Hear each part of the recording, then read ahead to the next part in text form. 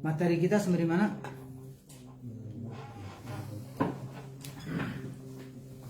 Masih nun mati tanwin.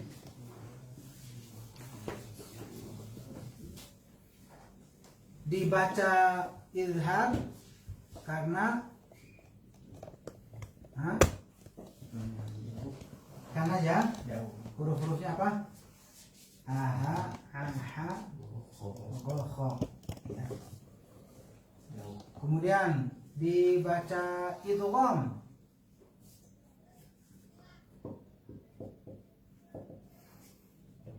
karena dekat hurufnya yana mau lari ya. Sekarang dibaca ikhfa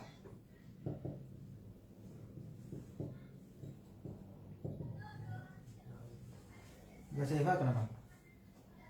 Kalau ini dibaca idhar karena letaknya jauhnya itu adalah yang dimaksud idhar itu membaca huruf nun mati tanwin gitu ya, saat ketemu huruf ini. Kenapa dibaca jelas? Karena letak antara makhraj nun tanwin itu ketemu dengan huruf ini jauh. Oke, saya paham ya? Kan ini di mana tempatnya? Bisa ingat? Biasa. Apa di sini? Pangkal lidah. Aha, tengah lidah. Aha, tenggorokan atas. Kok lidah sih? Tenggorokan ya. Kho, gitu ya. Terus pangkal lidah. O, ka. Tengah lidah. Ja, sha, ya. Punggung depan lidah. La, na, ro. Ya, terus ujung lidah ke pangkal gigi seri atas. Ta, da, ko. Ya. Terus ujung ketemu ujung lidah, ujung gigi hurufnya sama. Ya, tinggal nambah titik satu-satu. Ujung lidah mendekat ke ujung gigi bawah. Sa, za, fo. Oke. Dua bibir bawah saja. Fa. Dua bibir. Ma, ba. Ma, bawang. Oke. Nah gitu. Kan di sini tenggorokan ya hurufnya, di sini nun gitu. Jadi tidak mungkin nun ini diwarnai oleh huruf yang jauh karena sifat nun itu seperti bunglon ya. Kemudian idgham dibaca dengan masuk dikarenakan apa? Karena dekat. Dekatnya gimana? Ya antara nun dengan huruf yang ditemui. Yana, mau, mim, lari. Ini di sini udah tetangga nih, udah dekat. Ya. Kemudian mim dan wau. Kemarin udah alasannya apa? Kenapa mim masuk di idgham? Padahal makhrajnya kan di bibir.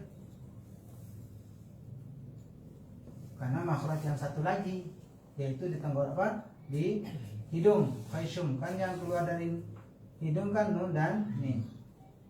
Kalau wau apa kesamaannya atau kedekatannya? Kan bibir jauh.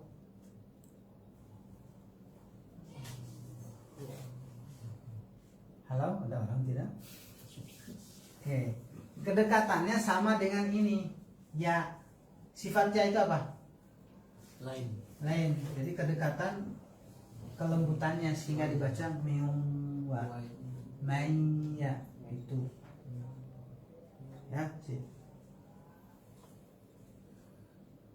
Udah dibaca idgham. Nah, sehingga ada istilah di sini, ada idgham bi gunnah ya, disertai dengung. Nah, ini ketemu yana mau, ini harus bi gunnah. Ada yang bila gunnah tanpa dengung, yaitu ketemu lam dan ro.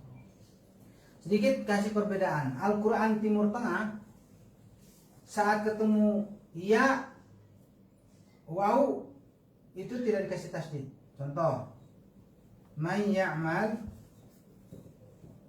gitu.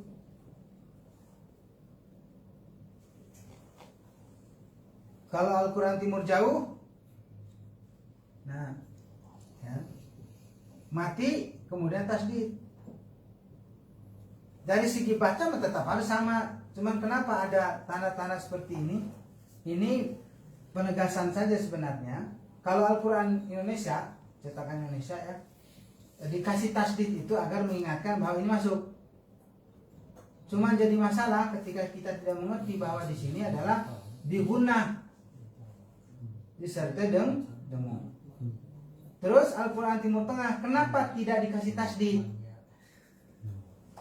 Karena masih menyisakan dengung. Gitu. Kalau dikasih tasdid, ini pemahaman Timur Tengahnya ya. Kalau dikasih tasdid berarti sempurna masuk ke ya-nya. Jadi maya gitu. Maya. Atau ada yang nahan maya belum dengung. Nah, jadi karena ada menyisakan nun dengung maka tidak dikasih tasdid. Tapi juga tidak dikasih mati. Karena kalau mati itu jelas man. Ya.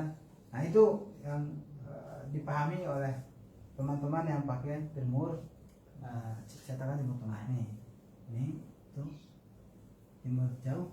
Nah, itu antum pakai Timur Tengah. Nah, sisanya Timur Jauh. Antum Timur Jauh ke Timur Tengah? Timur Indonesia ya. Dipahami, harus pahami, tapi ya kuliah nanti tergantung Quran antum. Makanya gini, tidak dimasalahkan antum mau pegang Quran Timur Tengah atau Indonesia.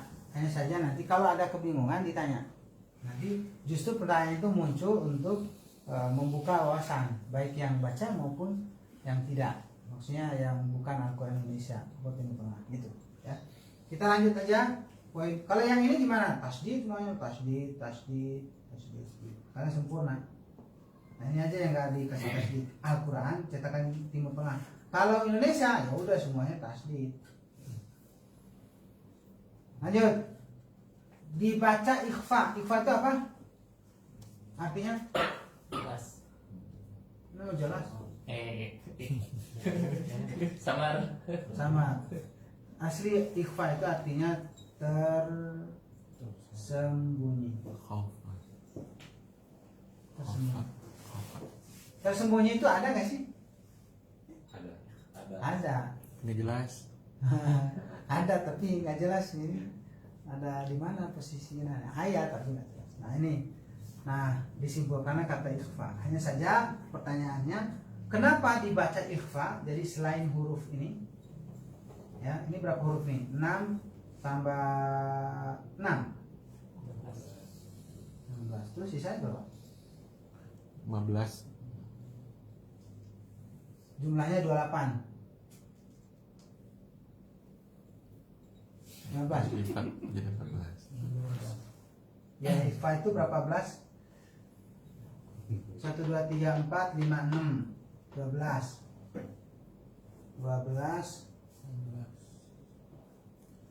Oke, jadi sisanya 14. Tambah ba. Ya. Oke. Lepas dari itu kita bahas satu-satu. Oke, kita cek aja dulu langsung. Mulai urutannya dari depan. Ta banyak dia tidak dibahas dulu. Sa, terus ja, da, za. Nah, dan terus apa lagi?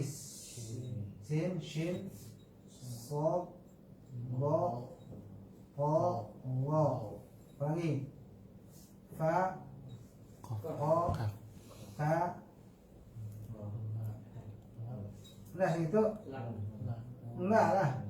1, 2, 3, 4, 5, 6, 7, 15. Segitu nggak usah menambah Iva. Oke, sekarang pertanyaannya, kenapa dibaca ikhfa? Jangan bilang karena ketemu tak. Bolak balik sih kemarin. Atau kenapa? Karena ikhfa. Terus kenapa dibaca ikhfa? Ya karena sama. Ya. Kalau nggak bisa jawab nggak usah bilang. Nah, dibaca ikhfa itu karena posisinya itu tidak jauh seperti letak huruf idhar dan tidak dekat seperti letak huruf idgham. Jadi baina-baina, sehingga dalam definisinya itu adalah membaca nun mati tanwin antara idhar dengan idgham gitu. Antara. Ambil contoh biar paham. Mulai bingung. Nah, antara tanya. Contoh anzartahum kan ada anzartahum ya. Nun mati ketemu za. Coba dibaca dengan izhar. Anzar. Ayo praktek. Jangan mikir kemana. Dibaca izhar gimana? Anzar. Oke, jadi kalau ilustrasinya gini. Ini kan lidah nih ujung di sini nun itu. Nah, ketika nempel ke za, nah gitu. Nun dulu. An, nah di sini ujung lain lagi. An, kemudian za, an za. Sama-sama. Nah gitu. Anza lagi. Anzar. Itu ilham. Sekarang coba dibaca idgham. Azza. Idgham. Idgham secara umum. Yaitu azza langsung masuk ke za. Azza sama-sama. Azza. Dibaca izhar. Anzar. Dibaca idgham. Azza. Izhar. Anzar. Harus jelas gitu ya. Izhar. Idgham. Azza. Lagi izhar. Anza. Oke, sip. Sekarang kita rasakan proses perubahan dari nun yang tadinya nempel kemudian dilepas. Saya proses gini, 1 berarti jelas. Diturunkan dengan angka 2. Turun aja lepas dari makhrajnya.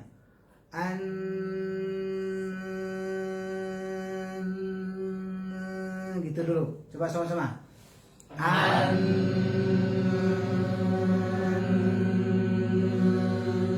Jadi lepas aja dikit.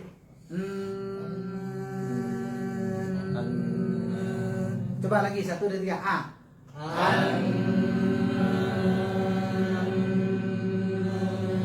Oke. Tidak sempurnanya segitu. Samarnya itu segitu. Pakai kopling. Kopling. Jika kopling ya. Oke, terus sekarang posisinya di mana?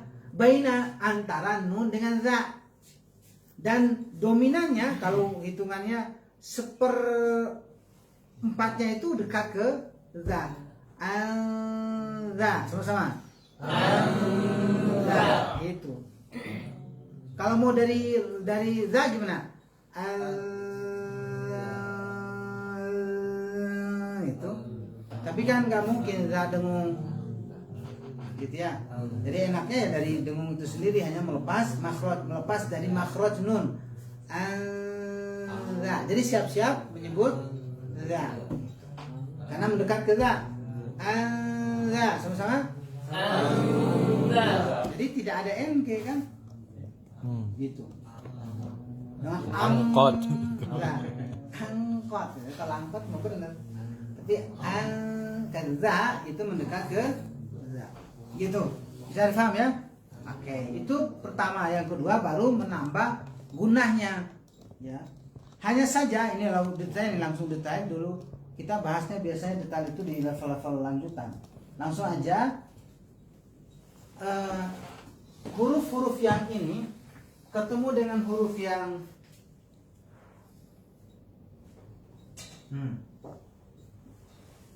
dominannya adalah samarnya. Dengung tapi dominan samar.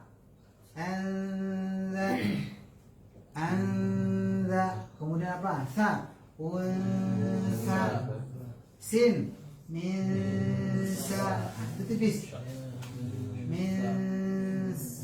Dominan. Ya. Oke.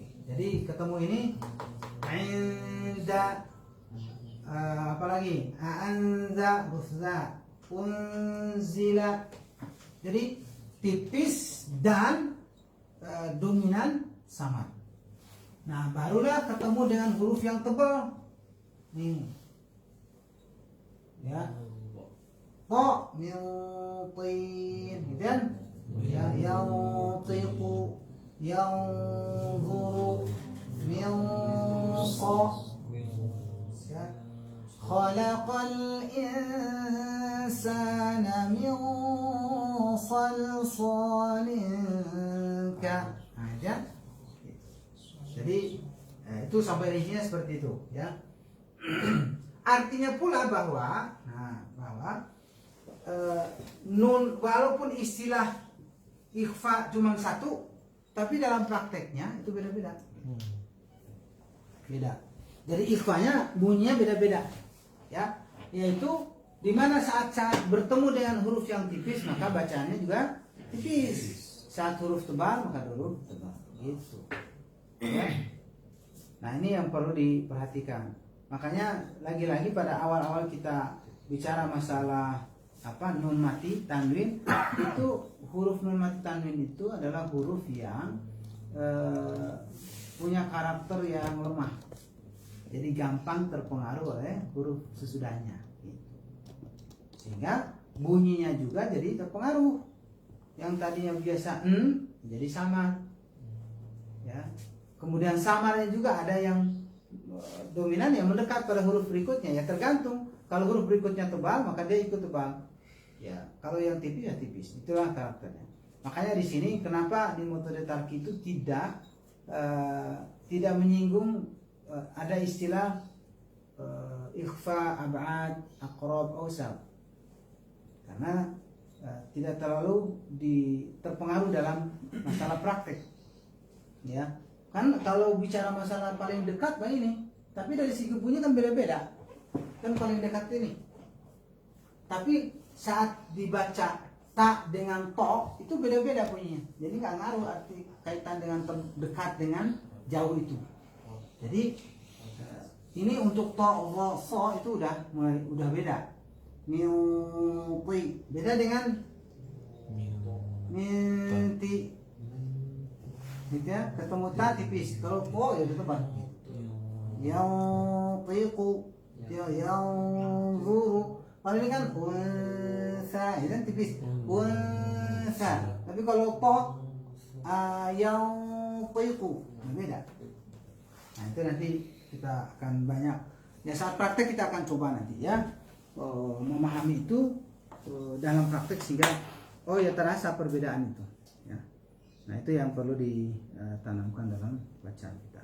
Sip.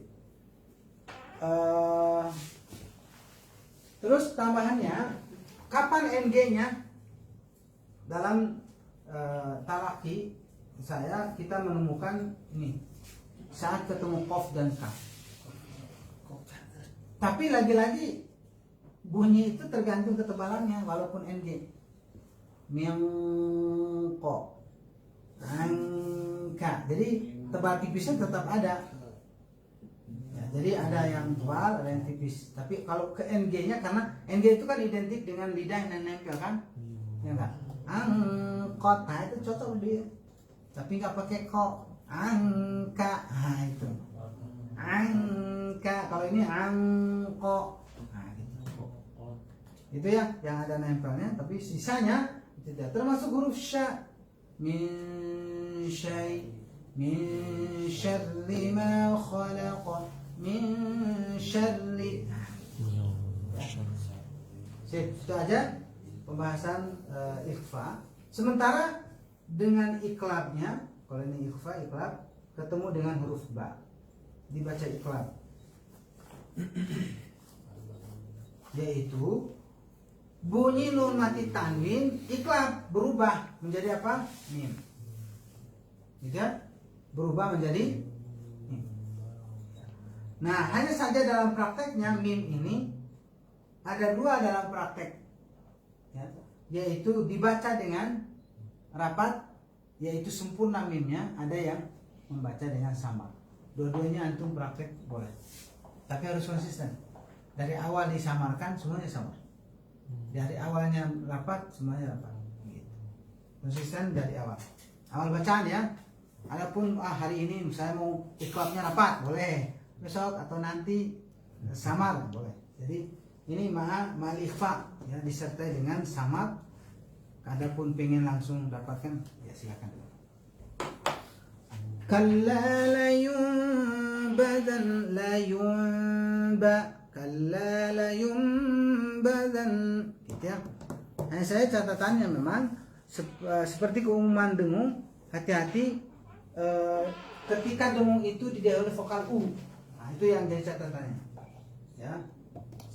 Kayak tadi kalla la yumbadan, la yu. Monyong. Jadi iklab, ya. Ba. Nah, vokal dengung itu tidak ada disertai monyong kecuali ketemu waw. Ya, kecuali ketemu waw. La yumba.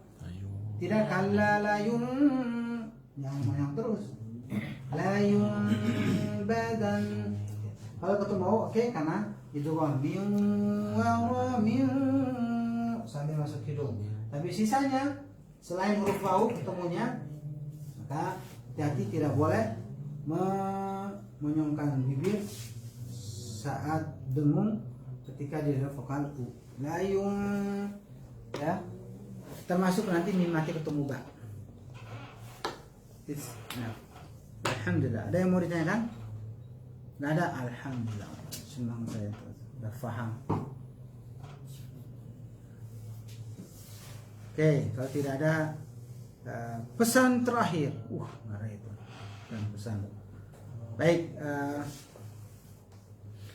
ada yang menarik dari pembahasan kemarin di majelis wisuda tahfidz anak tarki, yaitu berkaitan dengan semangat menghafal.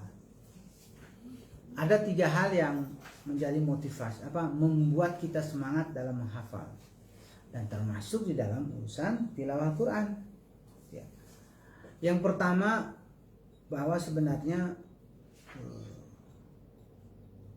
semua kita ketika kita ada keinginan ataupun terpaksa dalam tanda kutip, ya seperti halnya kita saat ini, di mana dikondisikan oleh manajemen kantor, itu semua adalah hidayah. Ya. Jadi ada hidayah itu yang sadar dengan sendirinya, ada hidayah itu dengan dipaksa. Kenapa ngaji? Iya ya, aturannya ngaji kantor kudu ngaji. Nah, itu hidayah dua-duanya, baik itu dengan rela, ya, maupun dengan terpaksa. Ala kuliah dalam urusan hidayah itu mari kita syukuri. Karena itulah cara Allah Subhanahu wa taala memberikan petunjuk kepada kita. Ya. Karena betapa banyak orang di luar sana, ya. Bahkan ada yang sudah bisa baca Quran tapi tidak pernah baca-baca. Gitu. Atau ada orang yang berkeinginan kuat untuk membaca Al-Quran itu, tapi lingkungannya tidak mendukungnya. Sehingga hanya sebatas ingin. Saya ingin kalau di kantor itu ngisi pengajian ngisi waktu kosong itu dengan ngaji. Saya udah bawa-bawa tuh Quran tuh di HP pun. Pas mau ngaji malu, lingkungan nggak mendukung, atau pasti disibukkan dengan ocehan, candaan dengan teman-teman, taunya jalan-jalan, ngaji. Seharusnya waktunya saya misalkan, waktunya saya pingin sendiri, taunya diajak dan seterusnya, ada aja. Masalahnya apa? Ya udah, belum dapat hidayah. Nah, ketika Allah sudah memberikan hidayah seperti ini, yang harus kita coba syukuri, gitu ya.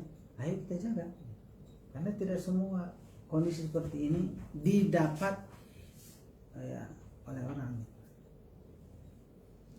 lain, belum tentu.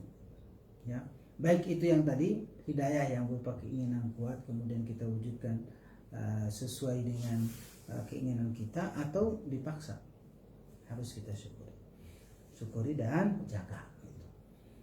Kenapa? Karena ini akan berlanjut masalahnya. Jadi karena proses-proses di mana kita akan benar-benar menikmati sebuah ibadah itu, ya itu pasti ada tahapannya. Pertama bisa jadi karena dipaksa, gitu ya. Kedua bisa jadi karena dengan rela hati. Tapi ingat bahwa manusia itu naik turun, gitu. Nah, bagaimana saat-saat turunnya itu bisa kita kendalikan. Kendalikan dengan apa? Pembiasaan awal gitu. Jadi ketika turun itu lalu kita sadar dengan pemikiran dan hati kita. Wah, biasanya saya ngaji setiap hari, kenapa sekarang tidak? Nah, itu kan. Tapi kalau orang tidak terbiasa, yang tadinya tidak dipaksa, hanya sebatas ngikut gitu, sulit ketika dia dihadapkan dengan kondisi yang rawan gitu ya, yang membuat jauh dari Al-Quran. Itu sulit untuk kembalinya. Nah, oleh karenanya inilah cara kita gitu ya, bersyukur kepada Allah, cara kita untuk mempersiapkan diri kita yang saat-saat dimana nanti turun, dimana nanti ada saat yang membuat hati kita menjadi down ya. Jadi ingat, poin pertama untuk menyemangati diri kita, untuk semangat itu pastikan bahwa apa yang ada pada diri kita saat ini adalah hidayah yang harus kita syukur. Semangat nih, hidayah ini, baca Quran nih, semangat datang ke majelis, diundang nih, semangat untuk gabung gitu. Yang kedua adalah sadarilah bahwa semangat kita itu disupport oleh lingkungan ya. Lingkungan itu sangat penting. Lingkungan itu sesuatu hal yang tidak ternilai ya. Betapa banyak ini juga cerita yang dialami oleh murid saya sendiri gitu. Ada beberapa ya, sekian banyak orang itu yang luar biasa semangatnya ya, seperti tadi semangat dapat hidayah, bisa baca Quran, bahkan mau hafal itu ada. Tapi mentok ketika dia berdiri sendiri itu, ngaji sendiri ya, menghafal sendiri itu mentok. Betul berjalan tapi mentok, mau maju itu tetap aja segitu-gitunya. Lalu dia berusaha untuk mencari tahu apa sebenarnya penyebabnya. Ya diantaranya adalah tidak ada lingkungan. Maka dia berusaha mencari lingkungan. Dan alhamdulillah dia dapat, dan pada akhirnya itu melejit tuh semangat dan interaksinya dengan Quran. Yang tadinya cuma 8 juz mentok gitu ya, tapi setelah ada lingkungan mau bisa setor hafalan dan seterusnya langsung sampai beres. Manajer yang ada di telepon, manajer sibuknya manajer itu kemana? Nggak jelas. Mereka tuh kadang pulang itu jam 9 malam karena harus tuntas semua kerjaan. Tapi di mana, pertanyaan, di mana dia bisa menghafal? Ya karena ada lingkungannya. Dia tahu pada waktu pertemuan itu harus setor, dia terpaksa untuk menyiapkan dirinya. Jadi cerita beliau itu saat-saat orang istirahat, bagi dia itu saat-saat untuk mengerjakan.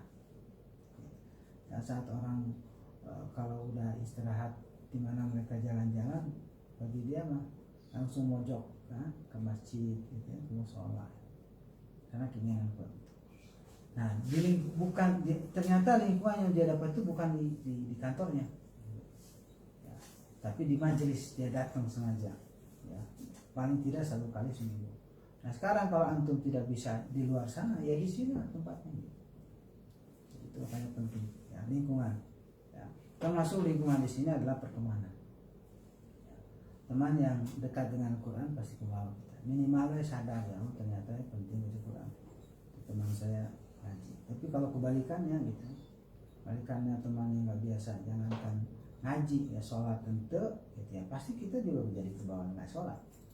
Kecuali kita memang memiliki kekuatan yang dahsyat gitu ya, mampu mengendalikan teman yang lain gitu ya, ya bagus, bisa mengontrol teman, mengingatkan, hei sholat yuk, saya belum sholat gitu.